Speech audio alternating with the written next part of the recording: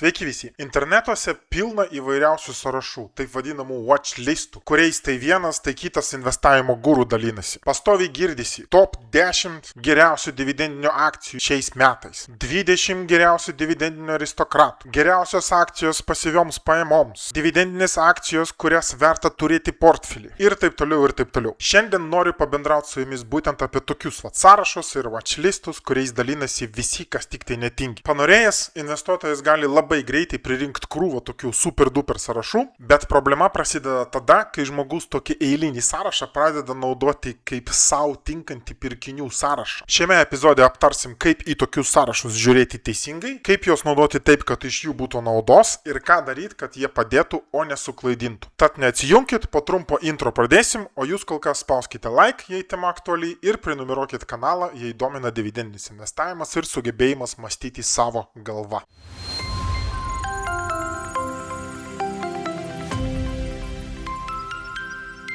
Pradėkime nuo to, kodėl tokie sąrašai apskritai yra patrauklus. Ogi labai paprasta, jie atrodo kaip trumpesnis kelias, arba taip vadinamas shortcutas. Juk tada nereikia pačiam vartyti 100 įmonių, nereikia krapštytis po visą rinką, nereikia galvoti nuo nulio, nuo ko pradėti. Kažkas jau paėmė ir surinko, štai tau 10 įmonių, arba štai tau top 20, arba štai tau didžiausi, geriausi, ir čia pridėkit bet kokį savo patinkantį žodį su galūne jausi, ir štai didžiausi, geriausi dividendinė pajamingumą ir taip toliau.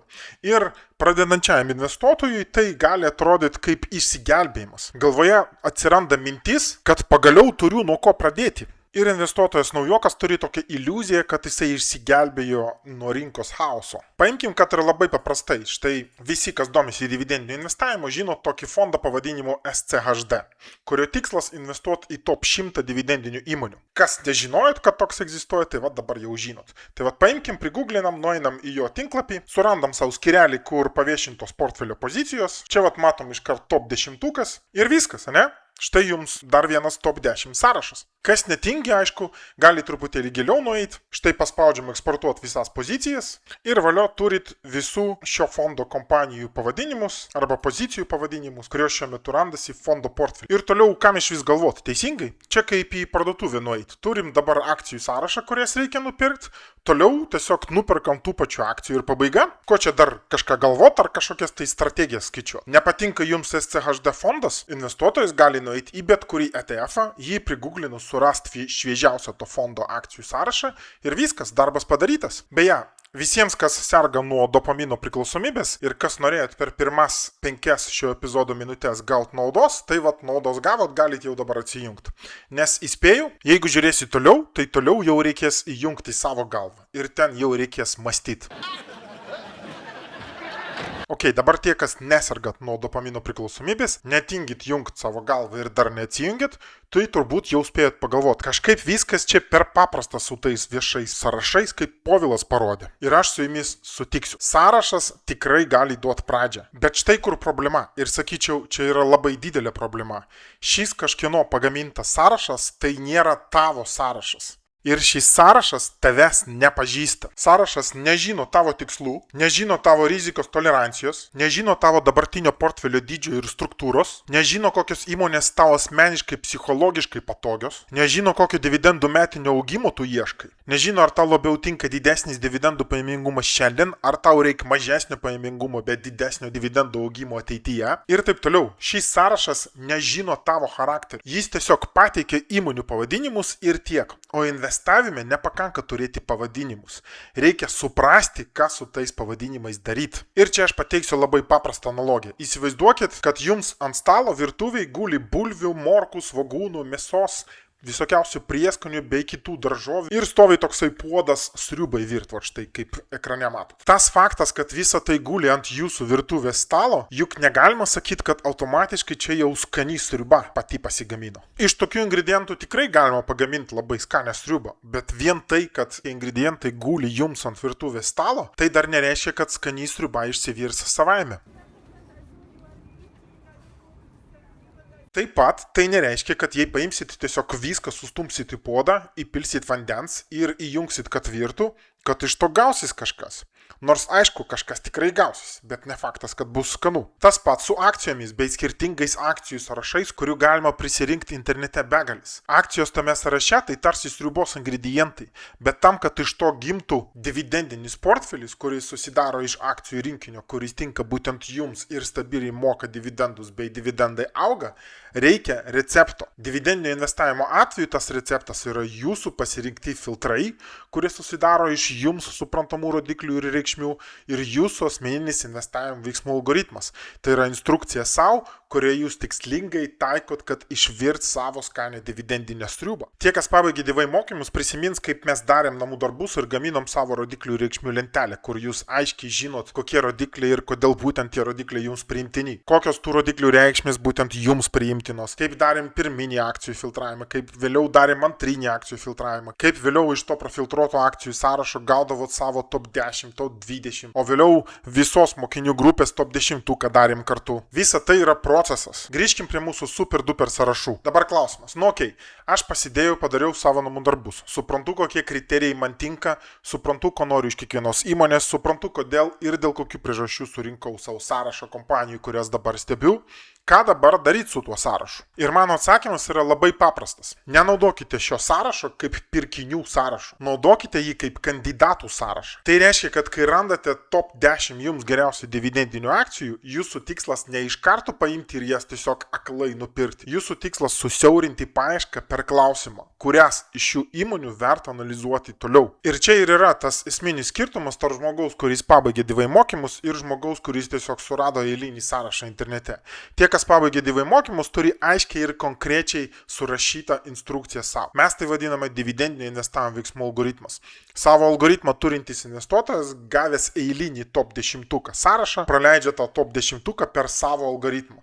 O jau taikant veiksmų algoritmą, investuotojas atsako pats savo į visą eilę klausimų, juos surašo savo į strateginį planą ir taip jam gimsta sriubos virimo receptas, jo asmeninis. Toliau aš pateiksiu kelias grupės klausimų, kuriuos turi savo užduoti bet kuris investuotojas.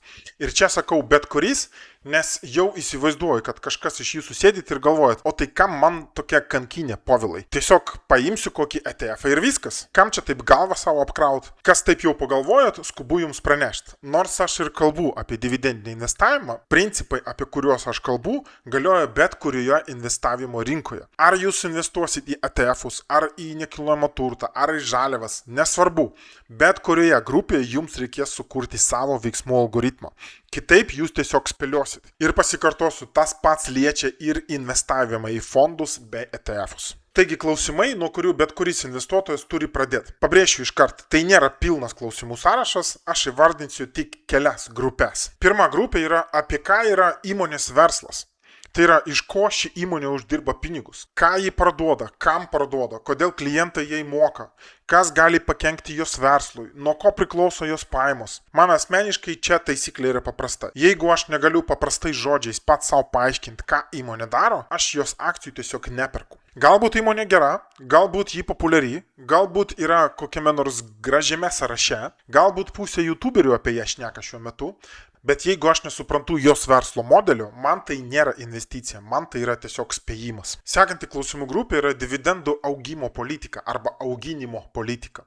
Galbūt kažkas tai pirmą kartą išgirs, bet dividendinėme investavime neužtenka, kad įmonė tiesiog moka dividendus. Man asmeniškai labai svarbu, ar įmonės dividendų politikoje yra užprogramuotas dividendų augimas. Kokia prasme, jeigu įmonė moka dividendus, bet metų metais jų neaugina arba dividendai auga per lėtai. Dabar labai greitai tiems, kas nežinot, kaip greitai surast, ar kompanija augina savo dividendus, tai tiesiog aš nueinu į Seeking Alpha, paimkim taip iš lempos Williamsono tokią kompaniją, vėlgi čia jokia nerekomendacija, čia tiesiog, kad jums parodyt, tada nueinam į skirelį dividendai, tada čia surandam skirelį dividend growth, tai yra dividendų augimas, ir štai matom, 10 metų bėgyje jų augimo vidurkis, tai yra kasmet kompanija 10 metų iš eilės maždaug po 15% augina savo dividendus, 5 metų bėgyje tai yra 20% vidurkis ir 3 metų, paskutinių 3 metų yra 19. Tai paskutinis 3-5 metus kažkur apie 20 20% kasmet iš metų į metus šitą kompaniją augina savo dividendus. Čia pabrėžiu, čia yra tokiu greičiu, šitą kompaniją augina savo dividendinės įmokas kasmet. Beje, apie dividendų augimo greitį šiame dividendinio investavimo kanale surasite visą atskirą epizodą pavadinimu dividendų augimo greičio matuoklis. Čia buvau atskirai įrašęs, štai čia jums kampe atsiras arba paliksiu nuorodą šio video aprašyme. Taigi, vienom investuotojui galbūt tinka aukštesnis dabartinis pajamingumas ir lėtesnis augimas, kitam investuotojui gali būti svarbiau mažesnis pajamingumas šiandien, bet spartesnis dividendų augimas ateityje. Ir čia nėra vieno teisingo, čia kiekvienas sprendžia pats, kas jam labiau tinka. Aš asmeniškai toliau net neanalizuoju įmonės, jei neatsakau savo į klausimą, ar ši įmonė tiesiog moka dividendus, ar ji turi aiškę dividendo augimo istoriją ir man tinkančią dividendo augimo politiką. O kai tik tai aš atsakiau savo į šį klausimą, tai tada sekanti klausimų grupė. Ar kompanijos dividendai yra tvarūs? Čia labai svarbu neapsigauti. Didelis dividendinis pajamingumas iš pirmo žvilgsnio atrodo labai patraukliai, bet dėmesio, stabtelkit ir supraskit. Ne visada didelis pajamingumas yra gerai. Čia neseniai mačiau, buvo tokia mada naudoti taip vadinamą dividend yield max strategiją, kur surandi kompanijos, kurios moka nuo starto procentaliai milžiniškus dividendus ir prisipirki pilną portfelį tokių kompanijų. Tai klausimas lietuviams, kurie praktikavo tą strategiją. Na ir kaip jums sekasi? Po metų dviejų kokį rezultatą turit? Bus labai įdomu sužinoti, pasidalinkit šio video komentaruose. Bet ką dažniausiai daro naujokai? Pamato milžinišką dividendinį procentą ir galvoja, va čia tai dividendai. Aš pats būdamas naujokas, kai pradėjau savo dividendinį investuotojo kelią 2018 metais, tą pačią klaidą dariau. Mano pati pirma kompanija mokėjo 13% dividendų. Mokėjo, čia taip pasakius, 3 pirmus ketvirčius mokėjo. Aš ją savo paėmiau į portfelį dėl šios vienintelės priežasties. Ji mokėjo 13%. Ir tai buvo nekilnojamo turto fondas. Viskas. Jokie kiti dalykai manęs apie tą kompaniją tuo metu net nedomino. Na, o toliau tai buvo labiau toks lavonas portfelį ir supratęs, ką aš padariau, tą lavono portfelį jie tyčia laikiau, nepardavinėjant, kaip priminimą, kaip daryti man nereikia daugiau. Čia noriu pabrėžti, svarbu nepamiršti. Labai dažnai didelis dividendų procentas yra ne todėl, kad įmonė tokia dosni, o todėl, kad akcijos kaina stipriai krito. Na, o toliau nereikia būti investuotojų guru, kad susimąstyt ir suprast, kad akcijos kaina gali nukristi ne šiaip savo. Todėl šis klausimas yra atskiras klausimas, kurį dividendinis investuotojas turi savo pastoviai užduoti. Ar dividendai yra tvarūs? Ir čia galima tikrinti payout ratio, laisvų pinigų srautus, skolos lygį, pelno stabilumą, dividendų istoriją. Yra visa eilė rodiklių, kurie leidžia įvertinti dividendų tvarumą. Detaliai į rodiklius šiame epizode aš nelysiu, nes kiekvienas jų vertas atskiro video epizodo. Bet mintis paprasta. Neužtenka paklausti, kiek moka dividendų. Reikia klausti, ar gali mokėti ir auginti toliau. Na, o atsakius į dividendų tvarumo klausimą, toliau savame prašosi sekantis klausimas, kurį savo turi iškelti kiekvienas investuotojas. Tai yra tas klausimas, kurį mes divai uždaroje bendruomenėje vadinam kainos kaina. Kitaip tariant, gera įmonė ne visada automatiškai yra gera akcijų kaina. Viena didžiausių pradedančio dividendinio investuotojo klaidų, jis randa gerą įmonę ir iškart galvoja, jeigu įmonės dividendų politika gera ir jam patinka, ką įmonė daro, vadinasi, galima pirkti iškart. O vat nebūtinai ir ne visada. Net labai gera įmonė gali būti prastas pirkinys, jeigu už jos akcijas investuotojas smarkiai permoka. Tai yra vien tas faktas, kad kažkuris tai daiktas yra geras daiktas, dar nereiškia, kad reikia už jį mokėti perdėtai didelę kainą. Ir čia iškart kviečiu, supraskit mane teisingai, aš čia nesakau, kad reikia idealiai pagauti dugną.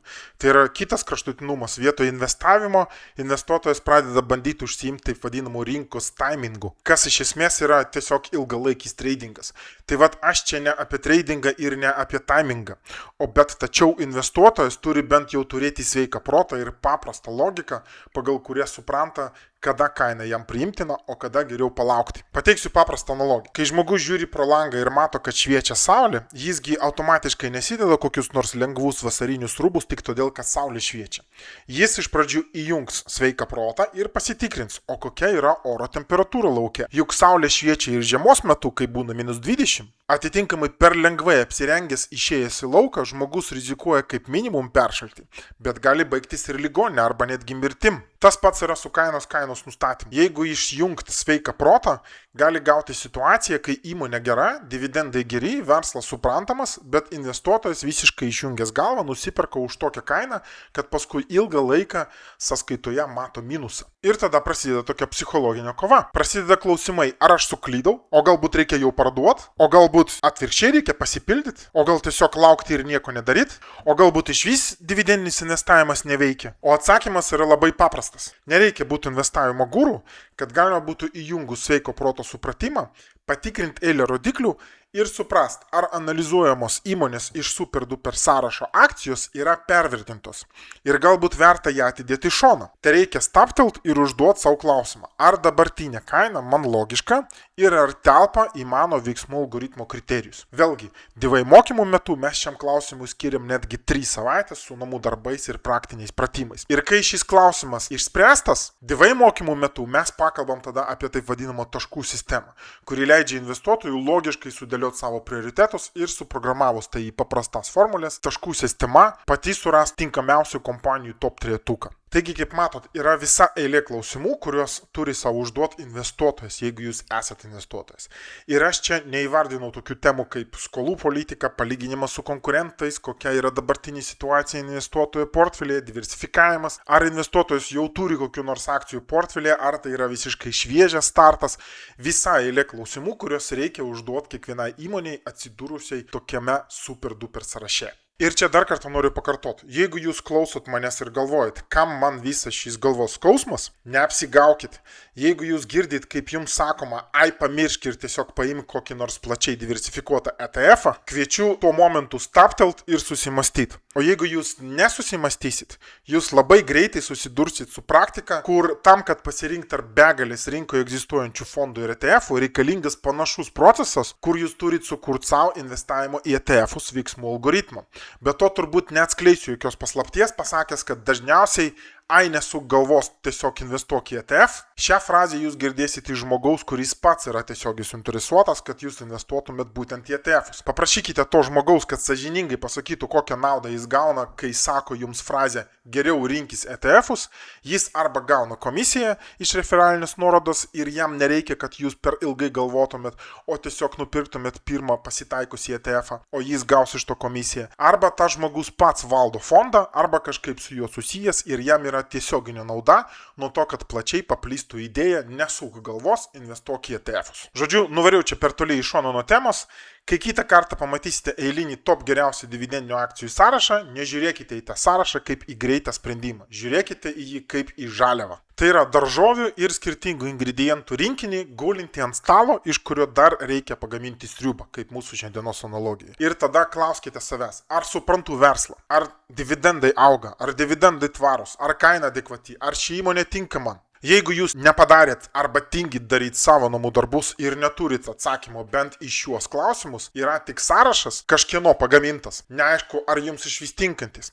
Vadinasi, bet kuris sprendimas tai bus klaida. Ir tai bus dar didesnė klaida, jei po tokio sprendimo jums pasiseks. Tada jūsų smegenys pasąmonės lygyje visiems laikams užfiksuot. Galvot nereikia, o rezultatas vis tiek yra. Būtent dėl to DVI mokymuose žmogus negauna tiesiog akcijų sąrašo.